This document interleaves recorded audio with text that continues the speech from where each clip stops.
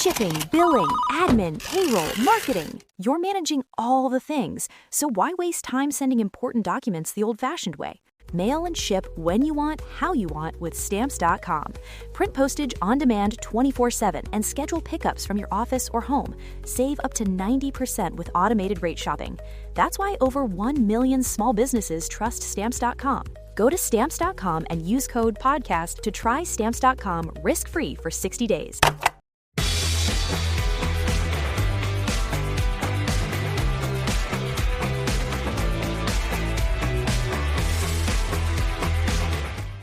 Hey everybody, it's the Three Geeks podcast conversation. We have Michael Bailey Smith with us, as well as Max. How's everybody doing? Doing all right. Good. Doing good. Thanks for having me. Yeah, happy to have you. Good. Yeah. What got you into acting, Liam? What kind of sparked that interest? It was kind of by a little bit accident, I guess. After how are we going to start this? So let's back up a little bit. So this is a story I've told a few times. So I finished my high school in the Middle East, actually in Iran. I'm an old dude. So my dad was in the Air Force, American Air Force, and was working with the Iranian Air Force back in the day when they got along. And so I graduated there in 76. I know, in the U.S. Embassy. Actually, one of my superintendent of my high school is one of the 52 American hostages, which is kind of interesting. So I wanted to play. My goal was to play college football, right? So that's what I wanted to do, and it was always been a dream of mine. And but I was 6'4", 260 pounds, skinny dude. I could take my hand and reach around the other side of my arm, but I was a decent athlete. Pretty good in football at the end of my senior year. They had football teams in Iran. It was crazy enough. The American school was big enough to have that. So when I graduated, I got a job at Westinghouse as a laborer, just shoveling dirt and pulling cables for Westinghouse in Iran. I did it for 9 months and built a radar installation in Iran, just outside Tehran, up in the mountains. And when I was there, I was trying to save money to go to college because I was the oldest of 6 kids. There's no way my parents could ever afford to send me, especially on a sergeant's pay. And so my dad says, well, why don't you join the military and get the GI Bill? And so you can join the Air Force. So I said, no, I'm not doing that. I said, I respect what you're doing, but I want to do something different, maybe a little bit shorter. So I Marines were 4 years. Air Force was 4 years. Army had a 3-year tour stint, and with that, I wanted to do something that was kind of hardcore, so I joined the 82nd Airborne Division as a paratrooper. So I did that for 3 years, went from 160 pounds to about 240, got out, and it's and then when I was in, there was a chaplain in my unit, big dude, 6'3", 6'2", 250-pound, all muscle chaplain, who was a smoking, drinking, cussing, he'd beat the crap out of you in 2 seconds type of a chaplain. And he goes, "Hey, Corporal Smith, I understand you want to play football." And I said, "Yes, sir." And he goes, "I played at Kansas State. I was an All-American linebacker before I went to seminary school." I said, "That's outstanding, sir." And he goes, "Let me make some phone calls and see what I can do." I'm like, okay. So next thing you know, he calls me about a month later. He goes, "Well, I talked to Notre Dame and they want to see you. So they want you to come and play for them. They love older guys, and you'd be getting out at 22, and so be older and more mature." I don't know about the mature part, but I was definitely older for sure. I got so that was about different time at least. Yeah. So that was about 6 months out from getting out, and then he calls me back at his office. He goes, "Where are you from?" And I said, "Well, I'm from Michigan, sir." He goes, "Well, what I was thinking, go to Notre Dame. You're probably going to ride the bench for a while, before you get to play. Why don't you go somewhere you can play right off the bat?" And he was known for putting guys into the college that would then later on get a chance at the NFL.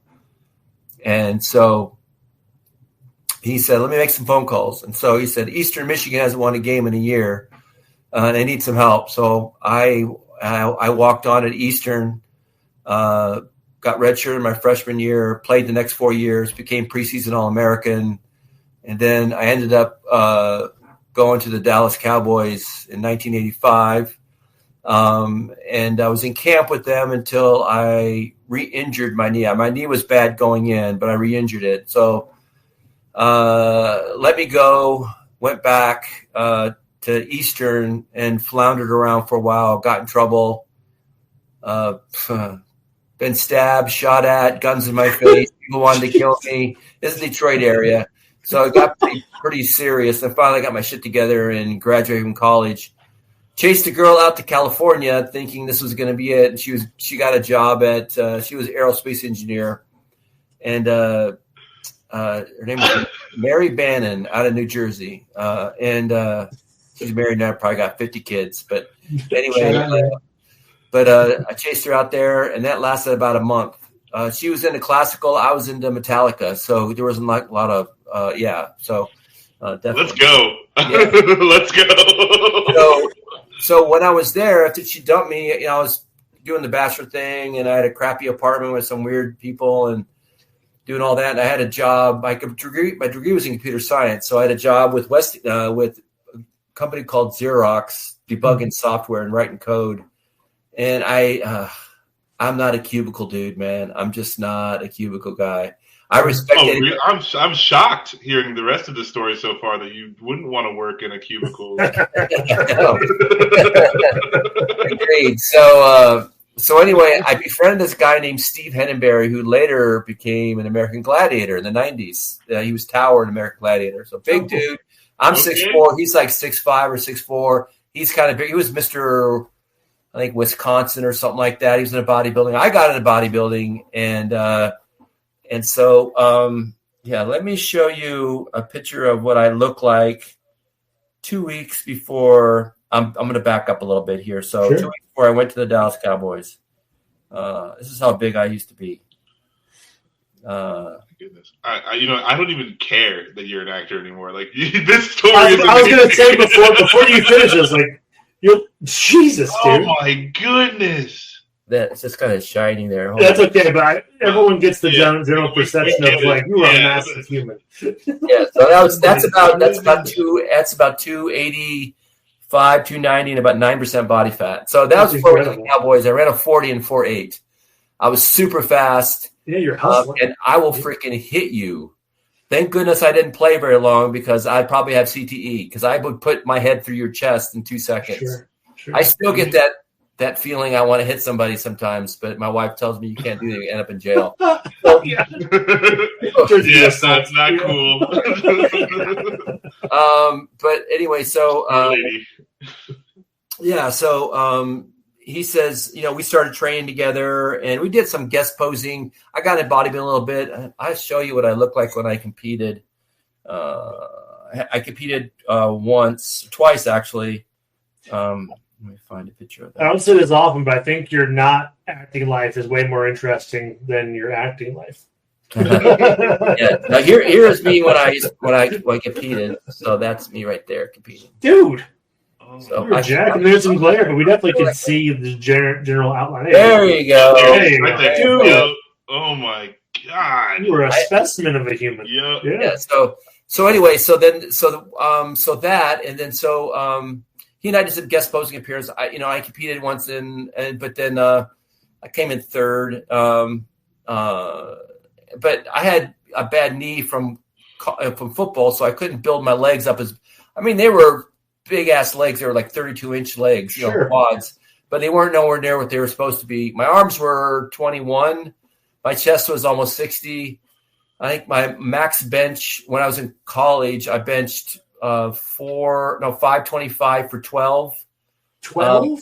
Yeah, I did. I did behind the back. I did behind the back seated shoulder press with 365. I curled 315. I squatted over 6 for 12. We had this thing called in college called the Penn State workout. You had to go, like if you start, like this is your squat, you start here and you go 1,000, 2,000, 3,000, 4,000, 1,001. Dude, it was freaking a bitch. Here's a funny story about this. I believe it. Yeah. So here's a funny story about this. So the Coach Z was my O-line coach. Great guy. We're still friends. We still talk about the crazy stories. I was going for the record. I wanted to blow the record away. So I had, I think, 550 for, I was going to do 550 for 12. I did a max of over 6, but I did 550 for 12. Threw down there. He brought his daughter down, little girl, daughter down, and I'm getting ready to do the squat. Now, how can I say this? I am a different person like I was when I played football. It's grabbing the bar and going, motherfucker, bam! Blood coming down my head. Like, that's and he had to run his daughter out of the Yeah. Oh my God! I bet you never went to another gym again. We still talk about that, but it was pretty crazy. But I held that record for a long time. But they got rid of that kind of program. But anyway, back to this. So Steve and I, he had been dabbling, doing that kind of the quasi acting thing. He was Conan up at the Universal live action show. So he'd drive up there like every, few days. He had a regular sales job selling weightlifting equipment. And so we went up there and he goes, hey, I got this movie. I'm auditioning for this movie called Nightmare on Elm Street, Part 5, playing a bigger version of Freddy Krueger called Super Freddy. Why don't you come with me? Maybe you can audition too. And I said, all right, cool. So I went in and asked my boss, if I could take the day off. She said no. And I said, well, I quit. And that's how it was. So I just quit. I didn't, I walked out. She goes, you sure you want to do that? I said, yep. I said, see everybody. And there's people I knew that I liked. I never saw again.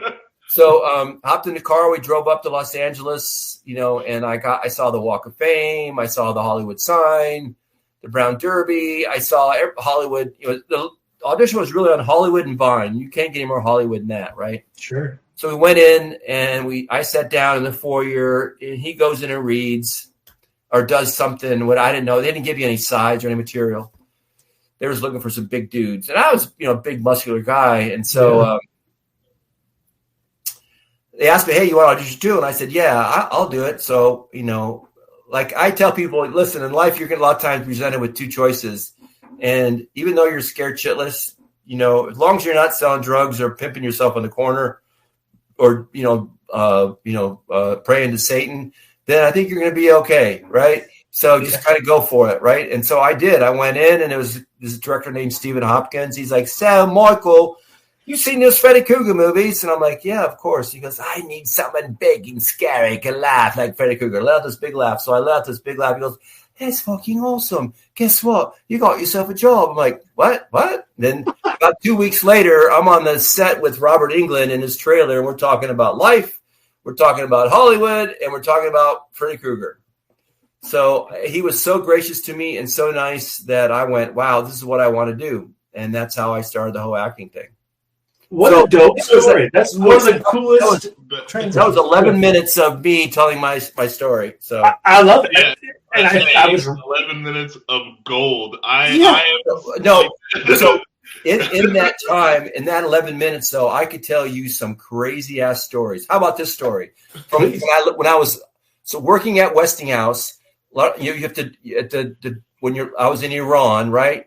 Working at Westinghouse. I still lived in my parents' house, right? They had a villa there. And I was old with 6 kids, and so we'd go to the Westinghouse station or the office, and they get there like by 6 a.m. They throw us in a car. We drive up into the mountains, right, and work all day. I'd be pulling cable and doing all these things, and they come back down. They dump you off at around probably 7, 8. If you work a little later, sometimes you don't dump you off till 9. Well, the taxis quit running at around 8 or 9. So what are you going to do? So you have to catch a ride with these independent drivers. And these are just dudes driving around picking people up, right? And this, and then in Iran, this means the same thing as this. So you learn that real quick. I did learn that with my first day, sticking my hand out like this, and people bonking and throwing shit at me, So and so finally I was like this, and I went like that in the car, and I was catching these rides to get to my house, and I had like, if the regular taxi took me, it would take me probably 30 minutes. So it took me longer to get up, taxi here, taxi there, taxi there. I was on my last leg, and my last leg was this road called Madjidiyeh. And it's a road that goes up like this, and it goes on top of this hill, and then all of a sudden the street lights go out, and it's desolate. It's just nothing but desert and darkness. And it goes on top of those, and it comes back down back into another part of the city, of the town where we lived. So I'm tired. I haven't eaten. I'm just grouchy, and I'm sticking my hand. No one's stopping. All of a sudden, this black car pulls up. There's 4 dudes in it, 2 in the front, 2 in the back. And I'm like, what? First of all, anybody in their right mind would say, nope, not getting in your car, right? What do I do? I'm super tired. I go, I could take these dudes. So you're a brick shithouse at the time. I would imagine No, I'm 6'4", 160 pounds. Oh, this is okay. My bad. Okay, so I said, but I'm in my mind, I'm going, I can take these guys. Yeah. So the guy gets out the back and goes, be up, which means come on, guys. So I get in the back seat. So there's this guy, me in the back, and then and they're all like patting me, and I felt like we're all like a big team now, and brothers. We haven't seen each other in a long time. Also, we're driving down the road, driving about 10 minutes, 20 minutes, and we get on top of this hill, and we stop. On top of the hill, I go, Chi Bubba, which means like, what's going on? And dude in the passenger turns around, puts a gun right in my face. And other guys turn around, 2 guys in the back grab my arms like this, and I'm like, holy shit. And right when I get my hand, I even like this, I go in and I punch the gun out like that. I punched the gun. It didn't go off, but I punched the gun. All of a sudden, out of nowhere, floodlights blast into the car, just blast in. You're like, and there's people, doors are flying open. People are screaming. There's like these big freaking machine guns and, MPs and AK-47 sticking in the car, and people are getting yanked out. No one's yanking me out. All of a sudden, I see an opening, and I get out of the car, and I just run. Yeah. And I put that 4.840 speed to work. Let me tell you, I'm running as fast as I can across one field, jump over a wall, jump over another wall, and run. I finally get to the street, and I see this car pulling up behind me and chasing me, and then it pulls around me and stops. I get, and I'm like this, they're like that. We're going back and forth, and all of a sudden I make it around, and I run to my house, and we had this big house. It had a big steel gate, and I'm pounding on the door. Dad, let me in. Now, understand, back in the day in Iran, Americans were getting killed by terrorists and things like that. Americans, were getting killed. And so my dad was issued a gun. So when I was pounding on that door, Dad, I pushed the buzzer, pound, pound, pound.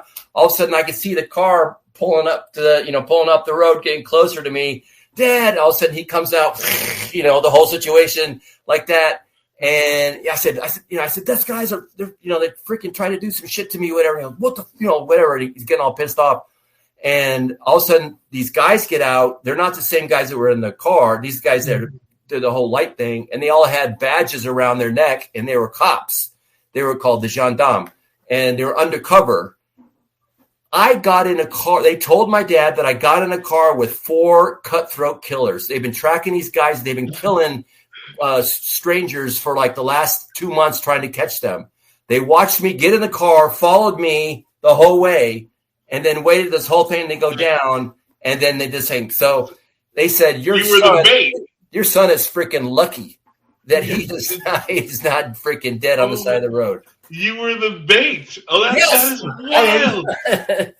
Yes. So that is wild. Oh man, I would have been dead. I would have been dead. They would have pointed that gun in my face, and I would have just crapped my pants and died. Like that would have been it. The first thing I did was like, man, I just knocked it away from me. Yeah. Listen, I'm not going down like a little bitch. Trust me, I'm gonna point proven. Yeah, proven. Yeah. Anyway, no, for real, that is right. Wild. So I have tons of stories like this. I have tons of stories like when we were working at Westinghouse up in the mountains.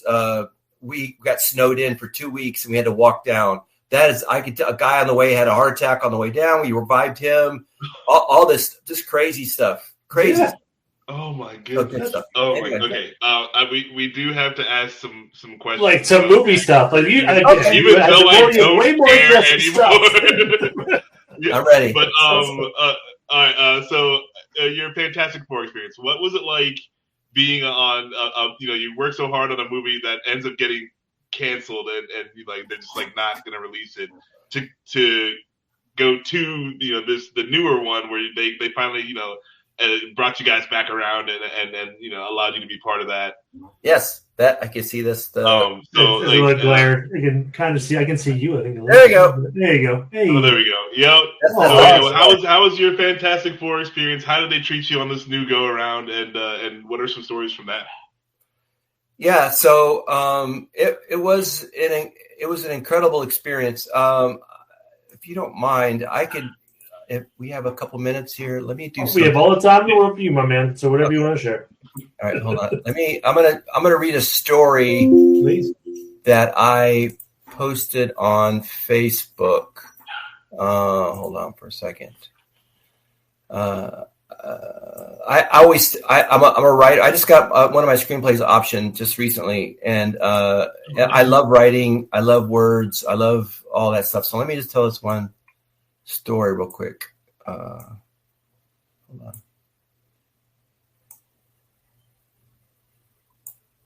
So yeah, the experience was just incredible. It was just incredible. What the hell? Why isn't this not showing?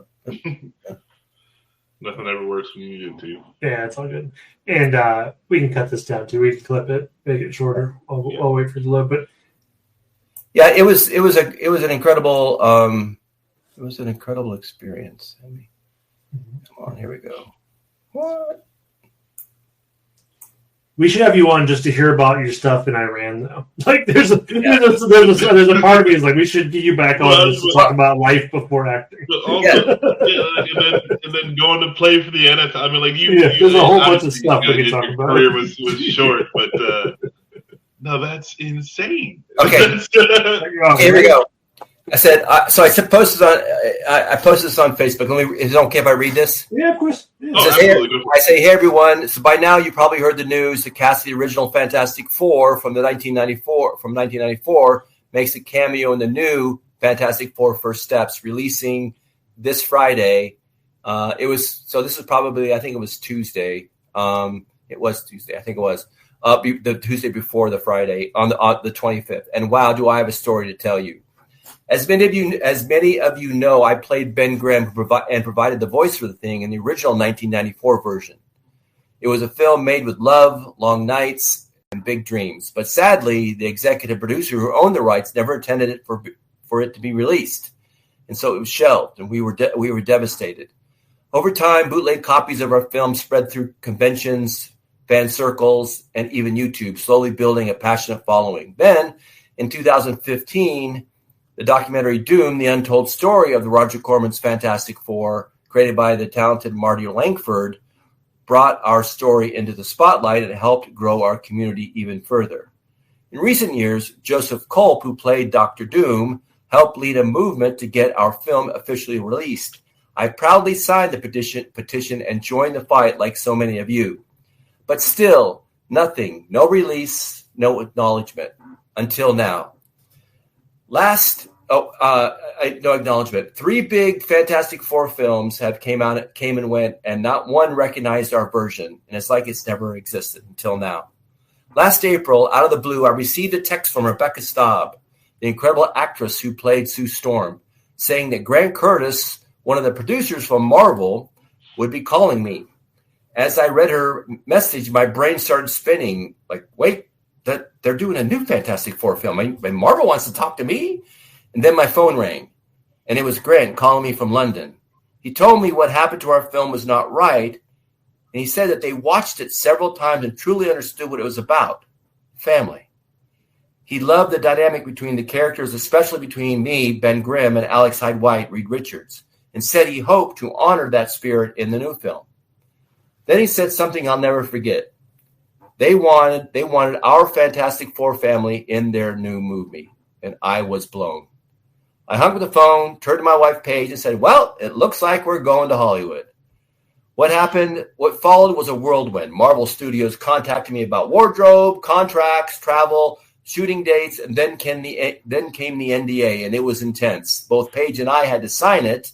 No talking, no hints, no nothing. I even received a text from Marvel security reminding me, do not discuss anything, period. I wanted so badly to tell the world, especially Oli, our director, and Joseph, but I couldn't. Now, I've been out of the business for a while, so this is exciting to be back into the mix. And on our first day, I had to go to Marvel's wardrobe department, and let me tell you, it was like stepping into a Marvel museum. There was costumes and posters and props, and it was incredible. The next day we were on the set, and this part's pretty cool. I was lucky enough to get clearance to bring Paige, and she never knew me before my Hollywood years, so it was great to see her eyes light up with excitement. Everyone welcomed us with open arms. It felt like we were long-lost relatives finally coming home. When it was time to film, this is badass, when it was time to film, they lined us up like the Magnificent Seven, or should I say the Fantastic Four. And we walked shoulder to shoulder about 100 yards to the set. Now picture this. Me, Ben Grimm, next to Alex Hyde-White, Reed Richards, next to Rebecca Staub, Sue Storm, next to Jay Underwood, Johnny Storm, walking side by side as a crew clapped and cheered. It was a true homecoming. Marvel Studios had finally acknowledged our film. After filming, we did on-camera interviews for behind-the-scene content, and then all four of us and our families went out to dinner, sharing stories, laughing, and celebrating. It was an incredible night. Just yesterday, I was interviewed by Vanity Fair, and they asked me why we all stayed so close. And I told them it's because Oli Sassone, our director, cast people who were close to the characters. From the beginning, we bonded like a family, and when our film was shelved, that bond only grew stronger. And as we fought to have it seen. We attended the premiere this last Monday, the 21st. And I've been to many premieres in my 30-year career, but nothing like this. Blue carpet, skywriters painting F4 logos in the sky, a drone show at night, a full orchestra performing the score, A-list actors and celebrities, F4 cosplayers, even popcorn tubs with branded F4 logos. And when people realized who we were, they loved us. Even the cast was gracious and supportive. I got a chance to introduce myself to Eben Moss-Bachrach, who was the new Ben Grimm. And I told him how much I admired his work. And he was humble and kind. I told him who I was and how I admired his work. And he was humble, kind, and just a total class act. In the premiere, it hit me. Our cameos was not about us. It was about the Marvel Studios finally saying thank you to everyone for helping us bring our version to life.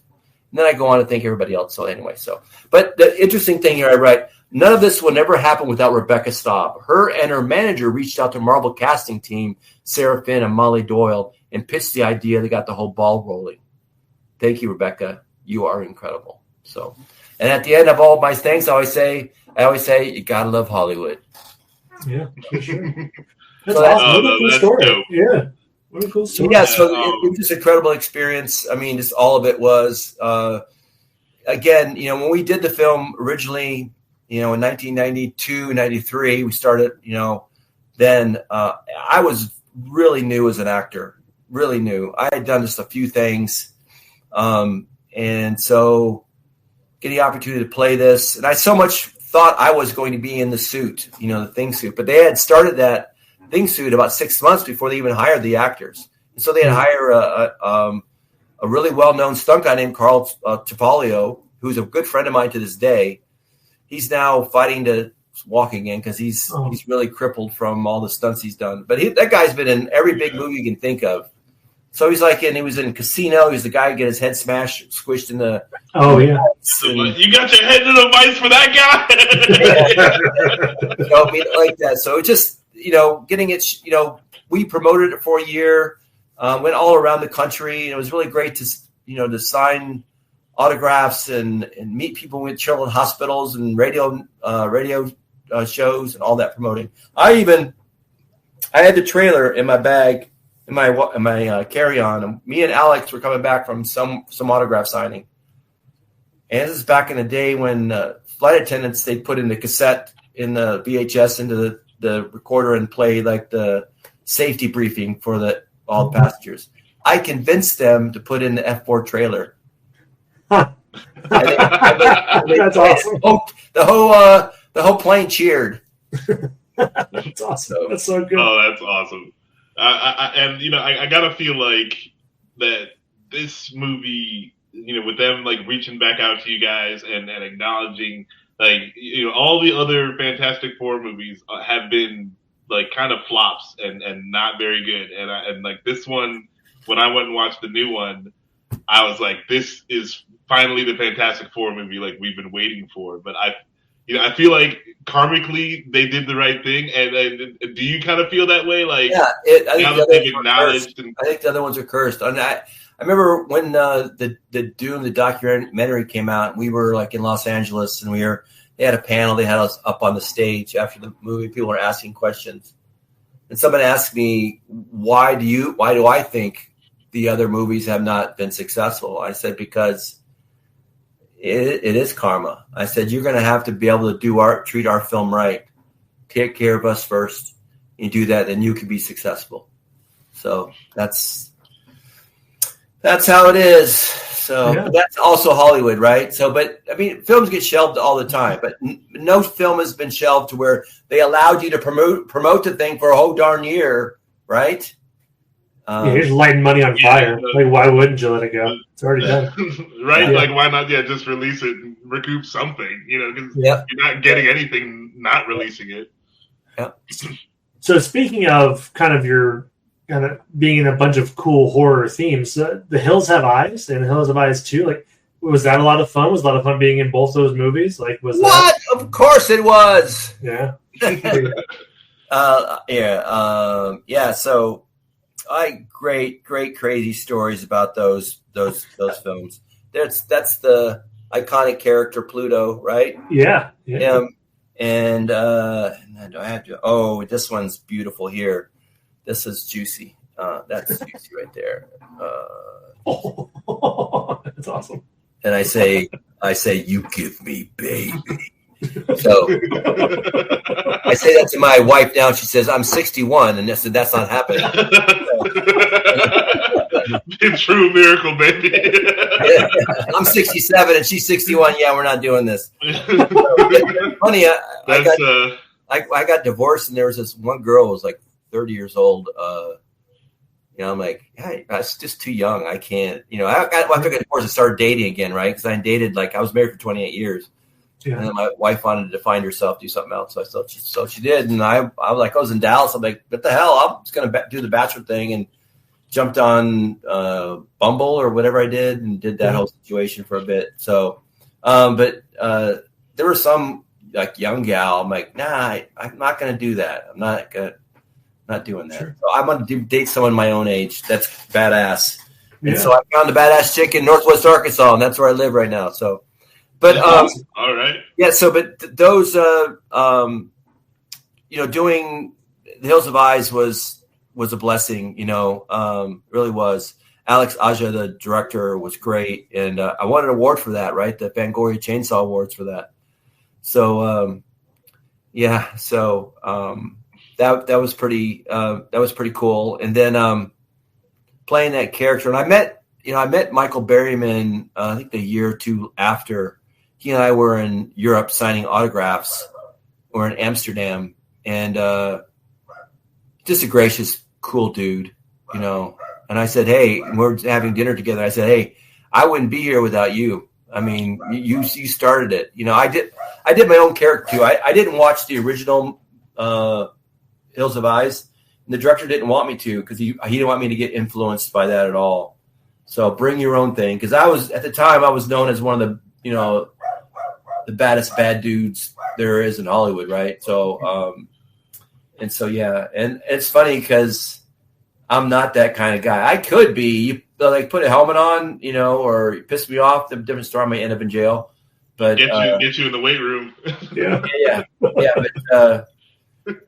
So it was good. And then the second one, I did a pretty good job. I felt I did, and then I won that award. And before that though, I was driving back from San Francisco back to LA, and I get this call from Mary Magdalena, who was the producer, one of the producers on it. This is when Wes Craven was still alive, and he she says, "Hey, we want you for the new one." I said, "Okay." And then it's funny because Greg Nicotero, you know who he is, right? Greg Nicotero. So he headed up the makeup. KMB headed up the makeup for Pluto, and I remember I get a call from him. He goes, "Hey," he goes, "come to the hospital." I'm like, "What?" He goes, "I'm in the hospital." And I come to the hospital. I go, "Okay." So I go to the hospital. He's laying in the bed. He's like naked with his gown on. I'm like, "Dude." He goes, that's a stupid procedure. Don't worry about it. He goes, he throws a script at me. He goes, "His Hills of Ice too. You pick any role, it's yours." I'm like, "Really?" So, and then the character I wanted was, they wouldn't let me play that because it was like they wanted me to play the big bad guy. Sure. So I did Hades, and it was great. So yeah, it was good. Did you get a chance to interact with Wes Craven at all? Was he on set? Yeah. So I got the privilege of being directed by him. So on the second movie, director was fine. He was great, but I guess there were some issues going behind the scenes that we didn't know about, and so he got replaced. When we went back to LA, they were doing pickups, and they didn't have him. They had Wes Craven, so he directed me and all the stuff to pickups. So it was pretty cool. That's pretty awesome. And like the second one, I had all this snot coming out of my mouth. So that and things like that. It's funny that one picture I showed you, I'm on top of that gal. She's a phenomenal actress, and I forgot her name. But she, during one of the takes, some of that snot goes right in her mouth. Oh. And she's like, she just goes like that. "Let's just keep going." Trooper. Yeah. I remember when we were doing that, I had to rape her, right? And it's, they're showing it from the top up, right? And I'm doing dry humping or whatever I'm doing, right? And it's not me actually touching her; it's me hitting the table. I'm not actually doing any physical contact with her. But we kept going and going and going. I'm like, "Dude, I don't even last this long in real life. What the hell? I mean, come on." What am I going to call cut? I mean, I'm just getting tired here. I just need a drink. Anyway, so you need a cigarette. Yeah. So. Oh my goodness. It was fun. Sweet. All right. So you said you like writing also. So you kind of been in a lot of facets of this. What is your favorite part of acting or the movie making, or like, do you prefer the writing? Do you like to see like your words being performed, or do you like? Yeah. Do you like to get in there? I've written some stuff. I've written some shorts and things like that. How this whole thing started. I did a movie I think it was in the 90s or maybe 90s called Space Marines. I played this character named Gunther. Really cool, fun role. I'm gonna. I don't know if the sound is gonna play. Will the sound play if I play a video? Do you know? It'll be through your microphone, so it might not be great. If you want to send it to me, I can play it over top of this at some point. I don't know if I can. No. Okay. All right, you can play it if you want. We just catch off your mic. Let me see if I can do it. Anyway, yeah. So, anyway, I'll turn it up. Let me see. Anyway, hold on a second. So I played this character, and when I played this character, it was a great character named Gunther, and he doesn't. They didn't die. He doesn't die in the end. The writer forgot to kill me off. So we were like running out of time. I said, "How about I just write a scene for you?" So I wrote a scene. It was really cool. And this kind of got me into acting. So I wrote like a whole sequel. I didn't die, so I wrote a sequel to it. And that's kind of how it happened. Let me play this and then see if I can get this to hold on for a second. Let me pause it. Okay, hold on. It's bad quality. It's just like, it's okay. It's plenty loud. We heard at least the initial hit. Did you hear it right? Okay, cool. Let me see. Share screen. Hold on. Here we go. Do I got it? Right here. All right. Ready? Here we go. Yeah, I got to present it real quick. Here you go. Okay, tell me when you're ready. Okay. All right, hit play. You're golden.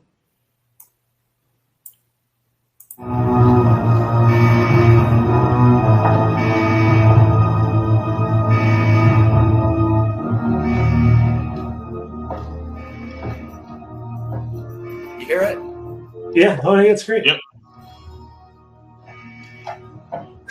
Call off the search. Notify the colonel that we just hit the jackpot. Now for the fun part.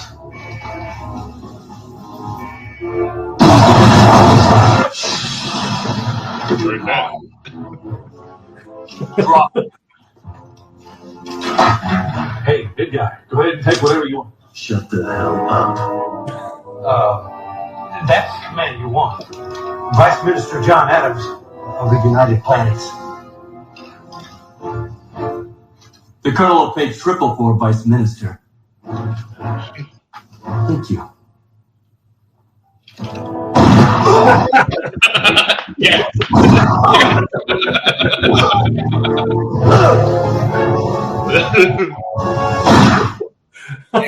That's awesome.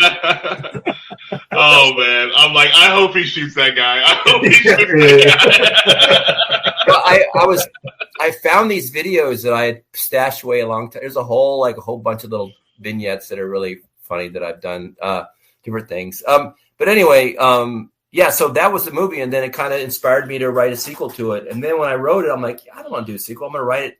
I'm just going to do it on my own. So I just wrote a separate film. It's called Dark Sun. But then I've written about, I think, 12 screenplays. I got ideas for another probably 30. I wrote log lines for. But the one, I just got one option. It's called My Good Boy. Okay. And let me see if I can share this with you. You won't get in trouble for sharing this stuff, right? I don't know how options work. No, because it's optioned, and yeah, we're good. I can share it with you. I can't tell you too much about it. Sure. I'm gonna do this right here. Let me share this.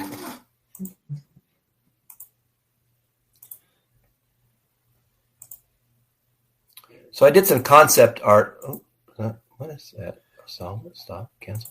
What's going on here?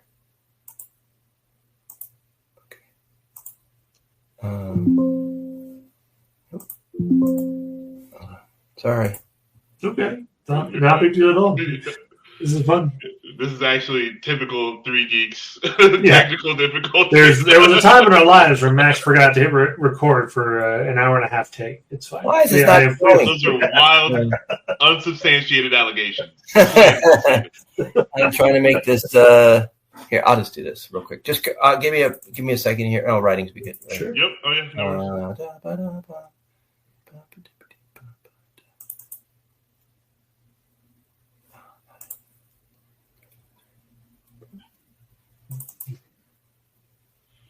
Okay, this works. Okay, yeah, that'll work right there. Share screen, window, bam. That right there. So that's the concept art that I did. Ooh, that was cool.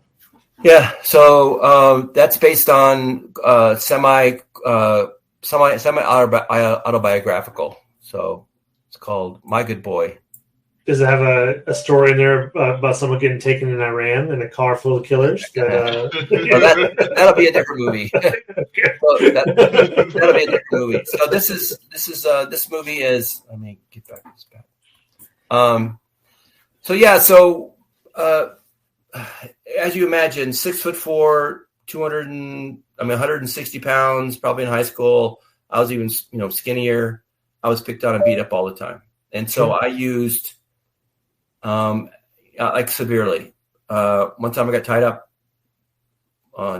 against a tree and left there. Mm-hmm. I've always had to find new ways to the bus. People were waiting to beat me up, pound on me. And so I used sports to try to earn that respect. And so I did. And you always hear about these great stories about athletes who win the Super Bowl or World Series, whatever. You ever hear about the guy who blows out his knee and is left with nothing? And that's what happened to me. And it sent me down a dark path. So where the guns and the faces and the getting stabbed and shot at and all that. So yeah. Sure. So it's about that and getting out of it. And so it just turned out to be a really good story. And it's got bits and pieces of my life, but a lot of it is, a lot more fantastic than real Sure. life. You have to be, Yeah, it has sure. to be. It's Hollywood, right? Yeah, sure. You lived more of a Hollywood life than I ever will. Already, like it's a wild story. Yeah. Yeah, for I sure. do want to ask you one more thing, but I was working on Kids vs. Monsters because we have a friend, Jesse Camacho, that you're on the film with, and I was like, I thought it'd be fun to ask you about it. I was working with our buddy Jesse. What did he look like? I don't remember. I have a picture. Here you go. Oh, yeah. Yeah. Well, I guess I knew who he is. The big guy. All those guys are great. So everybody was great. Yeah. Good. Good. That I don't know. Just it was good. I auditioned and ended up getting it, and I'm like, what the hell? Next thing you know, I'm in this big old turnip head thing going on. Was that practical effects then, or just CGI around your head, or did they that have a turnip head? That was practical. It was full on piece. So yeah, That's awesome. Yeah. So it was. Go ahead. But when you're working on a movie and you're wearing the turnip head, are you like, this is just ridiculous, or are you like, this could be it, what's the kind of attitude you carry into something like that? Well, it's like Pluto, doing any of those kind of where I have to wear prosthetics. So probably out of the 100 movies and TV shows, and not counting, commercials that I've done, like with Tim McGraw, and and just I've done tons of commercials and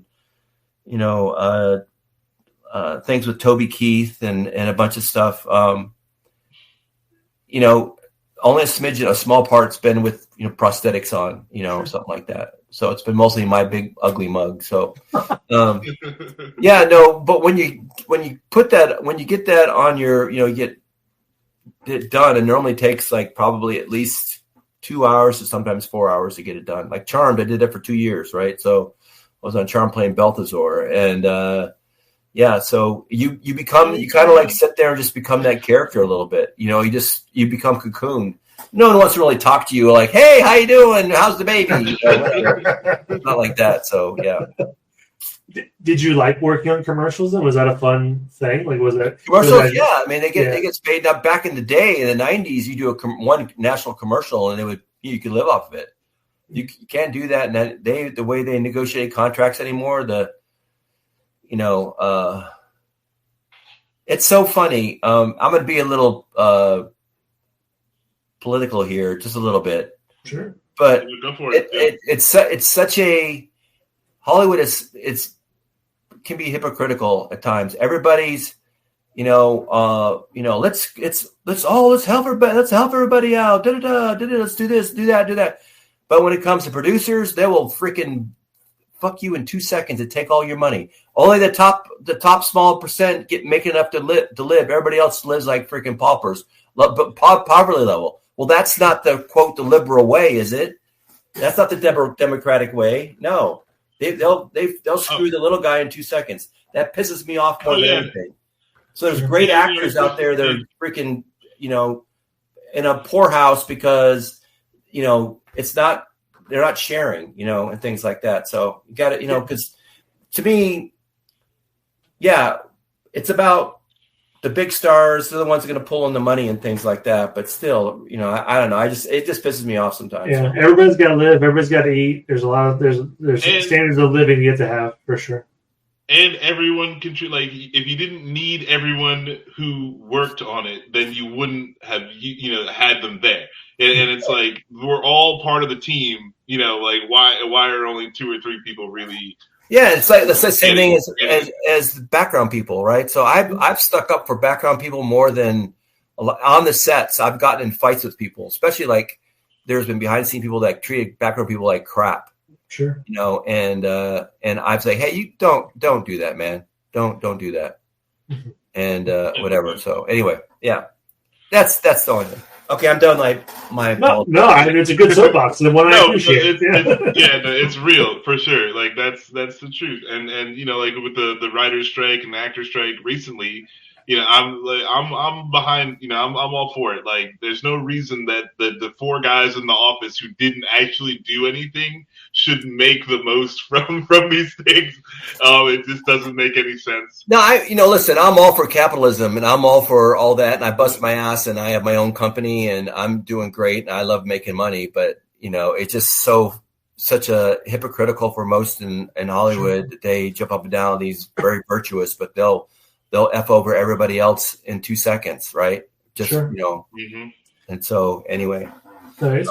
So you have such a storied, you have such a long list of movies and things you've been associated with. Do you have a favorite memory or thing from set, from any of these things you've been on, that really stick out in your memory? Yeah, we could talk for 5 minutes. I know. That's why I was like, give me one or two, and I promise we'll reschedule. Everyone's like, we'll be here all night, and I'm fine with it. Yeah, we got 12 minutes because listen, I get up at 4 a.m. every morning. Oh, you're tired then. Oh boy. By 5, I'm at the gym by 5 working out. I'll tell you one that's really cool. It's fun. I did a movie called Undisputed with Bing Rames and Wesley Snipes. So we shot this. I played the Aryan Brotherhood gang leader. And so when we started filming, or the day, I remember the day we put us up at Caesar's Palace, and I got there on the Super Bowl day. So it was end of January, beginning of February, Super Bowl. This is early 2000s. And so, the next day it was funny. It was me, Wes Studi, Bing Rames, and we were in a bus together. We were in a van together driving out to the set the next morning. It was early. It was probably 5:30 or 6. And we shot at this prison called High Desert Prison, maximum security. They had 3 or 4 pods, and one of the pods was empty. They were refurbishing it. So we used that to film it. They had security all around. And, man, we went over the hill. And after driving an hour, went over the hill and revealed the prison up into the kind of the mountainous area with lights all around it. The conversation in the band just stopped. It's holy shit. Now it's pucker factor of 100, And and you couldn't wear tennis shoes. You couldn't wear anything blue. And you couldn't wear blue jeans. So you had to, because that's what the prison garb was, the same. Mm-hmm. So when I went there, they put a big, huge swastika on the back of my head. I had ABs on both these hands here. I had stuff on my neck. I had a bunch of stuff in, let me see if I can find a picture of that. I don't know if I can or not. But anyway, so I couldn't I'm like, dude, what am I going to do? Oh, here's Super Freddy. I didn't show this to you guys. That's no suit. That's awesome. Me. Yeah, that's awesome. That's me. That's without the prosthetics. Anyway, that was a makeup test. And so they had all this stuff on me, and then I'm like, cool. Well, I'm filming is totally fine, but guess what? You wear those tattoos for 2 or 3 weeks until. Where am I gonna go? With the big old Caesar's Palace. What am I supposed to do? And so I'm like, so I had a beanie. They gave me a beanie to wear. I had a high collared shirt up here like this to cover the stuff here, but my hands still had ABs on them. And I'm like, what the hell? So I had a day. We started filming and doing stuff. I was there for about 2 months in Vegas. They put up Caesar's Palace, and it got boring after a while. Trust me. Staying there. Sure. And there was a gym about maybe 30, 40-minute walk away. I wasn't going to train at the one in Caesar's Palace. I want to train at a real gym. So I found one, and it was a gym where all the local shows. All this, I saw Siegfried and Roy before the guy got eaten by the tiger. I saw them training there, working out or whatever. They were doing little foofy stuff. But I'd go there and lift, throw around weight, right? I was a pretty big dude, and so I went into the gym and I was wearing long sleeves and the collar's up here. And middle of working out, it was on probably the second day, I pulled up my cap off and wiped my brow, and people saw the swastika and I put it back on real quick. I finished working out. And then as I walk outside, everybody's staring at me. I'm like, whatever, I'm thinking, oh, they recognize you from a movie. No, that wasn't it. So as I walk outside, 2 Vegas cop cars pull up like this, pull out their guns. The guy hooks me up, throws me against the hood. I'm at the hood like this, my hands handcuffed. And the guy's got a club and bam, into my kidneys going, what school do you go to? I'm like, what? What school do you go to, motherfucker? I'm like, I went to Eastern Michigan. He goes, no, asshole, prison. I didn't know school meant prison. So it makes sense, though. But I didn't, I'm like this with my hands behind my back going, no, officer, understand. I'm doing a movie with Bing Rams, called Undisputed. It hasn't come out yet, but I'm doing this at the High Desert Prison. I play this character, Aryan Brotherhood gang leader. And he goes, I said, you go ahead, you can scrape one of the A's off. So he scraped one of the A's off, scrape part of it. And unhooks me, turns me around, gets in my face, little short dude, gets in my face, tries to. And he says, you better cover up your colors walking around here, dude. Because you and I are gonna have some issues. I said, no problem, officer. So next day I go to the set and I'm in the makeup trailer, and the makeup artist goes, what happened to your hand? So I told her the story. So then later on in the day, we're ready to set up this shot, and Walter Hill, the director, pretty well-known director, walks up to me and he goes, hey, Michael, so I hear you ran a little bit of trouble downtown. And I said, yeah. I said, I almost got arrested. And he goes, you know what? That's good casting. That's what he said.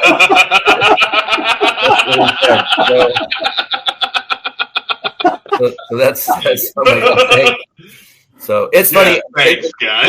In that movie, like there's a couple things that I try not to say. Well, some things are written, right? I'm a Christian, and I refrain or try. I don't say it in my regular words, my language, like Jesus Christ or God damn it. I don't say those words in vain. I just don't. I just don't use them in my common language. To me, they're a little offensive. It's not. You can drop the F-bomb all you want and mother, whatever you want. To me, that's no, those are just, we made those words up. So, what I was going to say is, I was going to say something. So I have this scene with Ving Rhames. It's in the latrine. It's in the movie.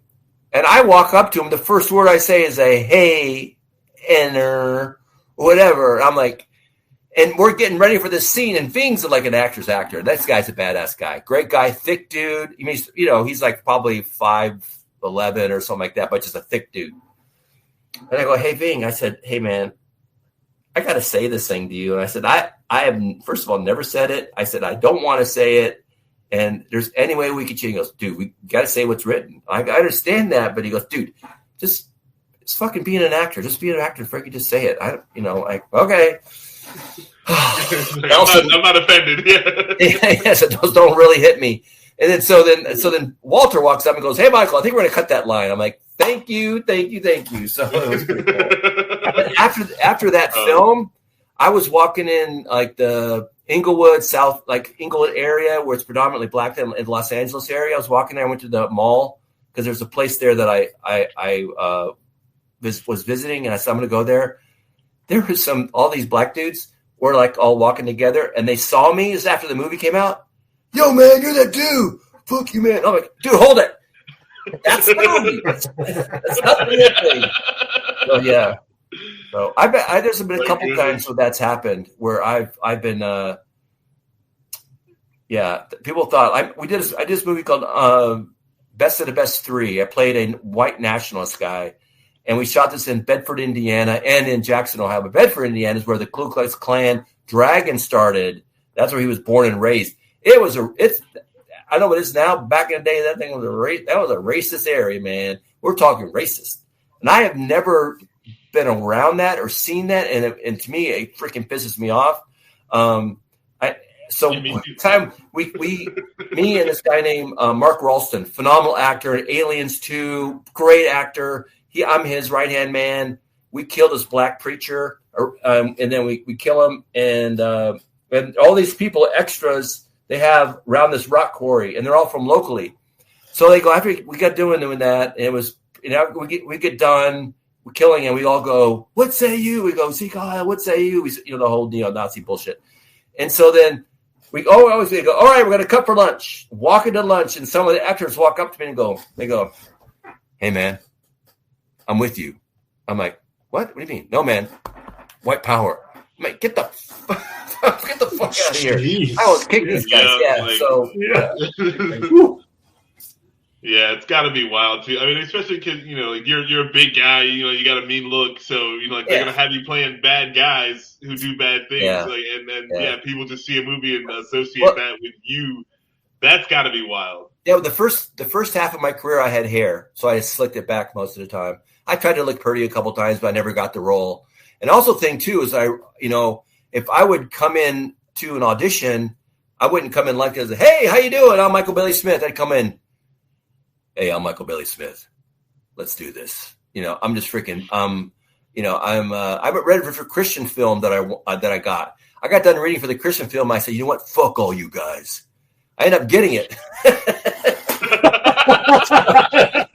So it was We're too scared not to give you the role. Yeah, that was the kind of character I had to play, so it was good. So yeah, that's awesome.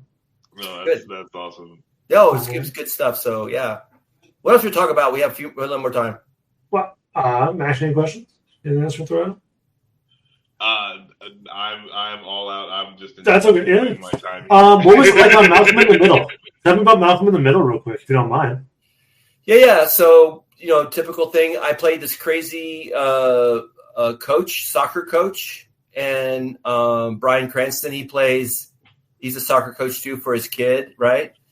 And he's playing, let's do this. After we get done, we can do ice cream and cookies. And I'm over there going to my team, "We're going to rip their heads off," whatever like this. They're going to do that situation.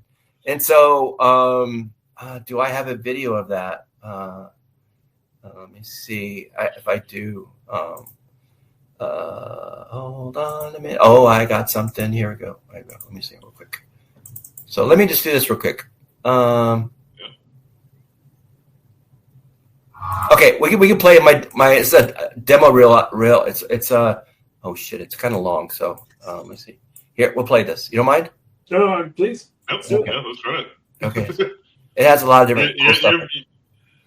You're my first interview with visual aids, and I'm loving it. Yeah, I'm genuinely here for it. Yeah, the same. Okay, hold on for a second. Here we go. I'm going to crank this up a little bit.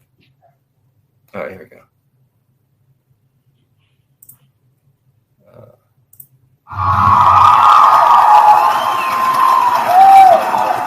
And the winner for the bloodiest beatdown, Michael Bailey Smith and Aaron Stanford, The Hills Have Eyes.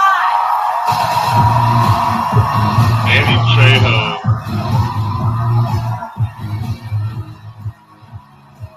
Look how big I am to. Yeah. Man. You're massive even.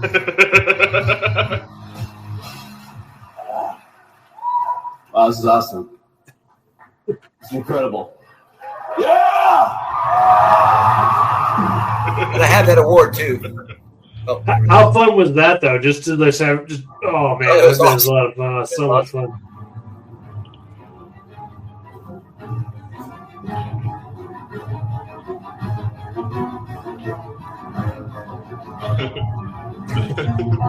You're a great bad guy.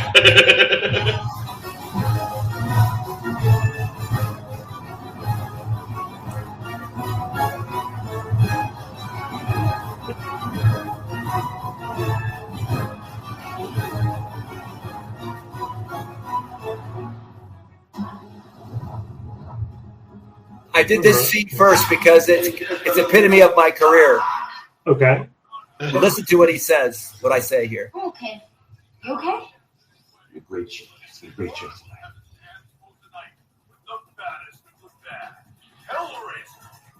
Dad, are they ever going to let you be a good guy again? Good guy. And why would I want to be? Good guys are fools. Come on, do you think all those people up there came to see the good guy? Came to see the bad guy. Came to see me. Here's his undisputed scene. There's Ving. We here don't associate with anybody around here. You make Ving Rhames look small. Yeah, tiny. Who the hell are you? The pleasure's all mine. Your Honor, I'm appearing for Miss McGuire in this matter. Where's Kathleen? She sent me to take care of you. I'm going to take care of you. How much did you pay her? $1,500. I'm more expensive, but I think I can get you off of probation. How expensive? The victim didn't die, did he? Ain't that amazing? I'm going to cost you another $1,500. Can you pay me now, or do you want me to ask the judge for another continuance? Let's see what you got.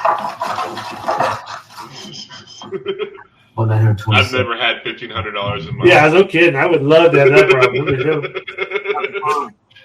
I figured out why the father's in Jamaica. That's actually Jamaica, where we filmed this. My parents are from Jamaica. That's awesome. So that's a real chimpanzee, and he's about 10 times stronger than me. He's what? 10 times what? Stronger. Oh, wow. Oh, sure. Wake up, man. Huh? It's time to get down to the rhythm of the island. Was it cool working with like an animal like that? Was it just whatever? It was fun. Yeah. No scary. There was times when Lisa was rude and obnoxious. I know now that was no excuse to always be beaten on her. Oh, baby, I'm just so sorry. Man, they do not give you kind roles, do they? Just go right Here you go. Here it is. What we're going to do is go out on that field, and we are going to have some fun. You kids make me sick. You're not playing hard enough. It's a beautiful day. Let's go out and enjoy the sunshine and play some soccer. We'll rip their heads off. Do you hear me? Now stop crying. Stop crying, you little baby. Hey, why don't you just ease up? Come on, they're just kids. You hear that, man? That's what a loser sounds like. Officer Mike Willis from traffic. Hey, thanks for coming over, Mike. Listen, I got this problem. Traffic trouble? Yeah, it's a speeder. He's up and down here like crazy. You know, it's a family neighborhood, and I got a little daughter. Say no more. Got 3 of my own. All I want them to do is grow up secure in the knowledge that they're protected by the purity and simplicity of the MPSL. Maximum posted speed limit. Right. All anyone ever has to say to Mike Willis is, all right, Mike, bring peace to my neighborhood. Okay. Hi, Mike. Bring peace to my neighborhood. Done. Thanks. And so I go arrest everybody. Blind people, old ladies. This is my first sitcom. Yeah. From Murphy Brown. That's awesome. Could you file this, please? Oh, I will file this. No one can file this folder better than me. The Titan of typing, the master of... You were about to laugh this I'm just a wizard of whiteout.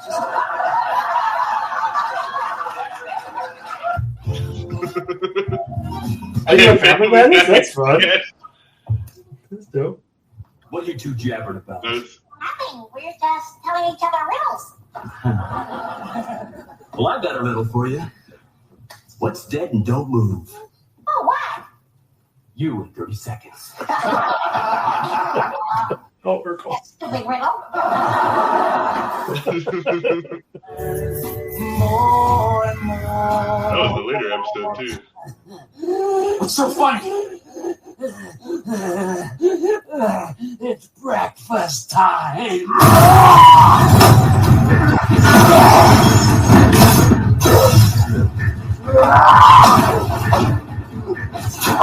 Was it fun just breaking stuff? Yeah, it was good. That's some shot in Morocco. Oh, really? Yeah. 120 every day. Oh. That's all me. no stunt guy. That's awesome. You lifting him? Oh yeah. No, he's up. He's standing. Yeah.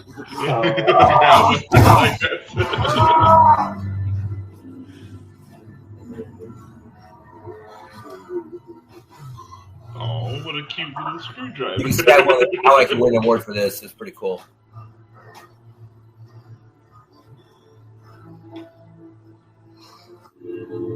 This is a badass movie here. Looking for this boy. That's a pencil in my eye. Oh.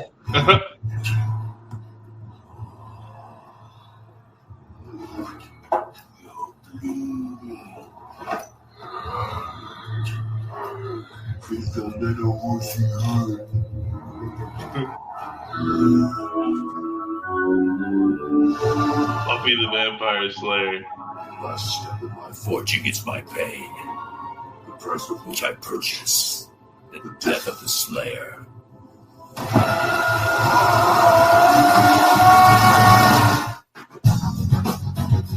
Did you get to like keep any of the prosthetic stuff you ever got? Yeah, I just found something today. Oh, okay. This is my first roll on Charmed. This led to Balthazar. Oh, okay. That's awesome.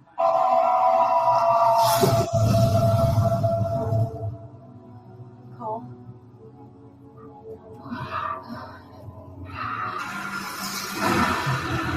That's Shax.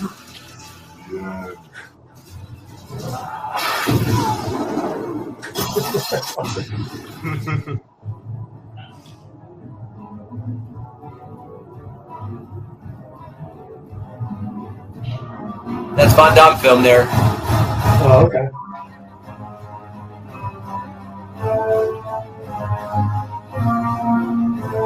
That's Van Damme I'm picking up and throwing.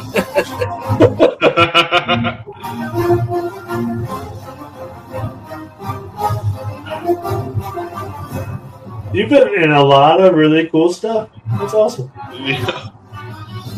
I love that. That's awesome. That's Star Trek. Submerged.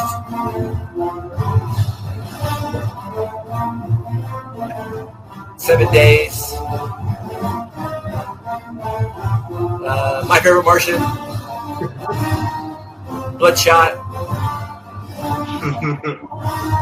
Oh my goodness. That's a badass shot right there. That's a very cool shot. Sure. Dude, that was awesome. You've been a lot of fun stuff. That's cool. Yeah. Really All right, cool. good. Well, that's a good way to finish the All right. show. Oh, for sure. Yeah, no, Michael, thank you so much for coming on. It has been our great honor and a fucking blast having you on. Yeah, thank you so much. Is there anything you got coming out? Anything you want to plug, or where can people find you? Yeah, I'm just the writing thing, my good boy. I am gonna talk about my wife's company. It's called Inseam Saver. So Inseam Saver, and this is, you guys are big dudes, but if you're tall or whatever, if you ever wash your clothes and sometimes they shrink, this product will turn them back to the original length. Nothing on the market like it, so we just launched a couple months ago, so it's really cool. And other than that, I mean, my only parting words are, and I like to tell people this, is that, life, most people in this world, I treat life almost like in the classroom, right? Most people in this world are going to get a C in life. They're going to do average things, get an average job, and they'll probably just live an average life, right? And some people are happy with that, right? Some are happy with that. We need people that in that classroom to get that, that majority of people, they're in that C. But my thing is, that doesn't compute with me. I can't do that. I got to shoot for the A+ in life. I do. I might not get the A+. I might get a A or A- or a B+. That's pretty damn good. So how do you do that? Well, first thing that I do, I always tell everybody is a couple things. First of all, you're ever asked to do something, do a little bit more than you're asked. Stay a little longer, work a little harder. those three things will get you going in the right direction, because most people are going to do just enough to get by. They're going to live the average life. I have told that to my sons. My younger son, he is now a coach at UNT, University of North Texas. Before that, he showed up at the Dallas Cowboys headquarters and FaceTimes me and says, "Dad, guess where I'm going? I'm going to go ask the Dallas Cowboys for a job." I have, oh, okay, cool. Now he played high school football. He went to JUCO. He got banged up pretty good, and he couldn't play anywhere. He blew out his back and had 2 concussions in a row. Big call, 6'5", 240 pounds, run to 40 and 4.6, great tight end it would have been. But I told him about my theory in life and what you need to do, and so a lot of times in life you get two choices. You can either take the choice of just letting not stepping forward and letting someone else take the opportunity, or you step forward and take it. It's like me when I went to audition for Nightmare on Elm Street Part 5. I could have said no to the casting director, but I said yes because I had just go in. I was scared shitless. The first being on the set of Nightmare on Elm Street, I was scared shitless, and I did it anyway. I wasn't very good, but I did enough to get my SAG card, and that started studying my ass off. That's what he's doing. My older son was an Army Ranger, got out, played college football, won a boar ring. Now he's back in. A combat veteran, the whole situation, Afghanistan, Iraq, did some special things and special operations. And now he's back in doing things that I can't talk about right now, but just phenomenal human being. That's my older son. My younger son is making a name for himself at UNT as a coach. He's an assistant coach. He first hired him just to do laundry.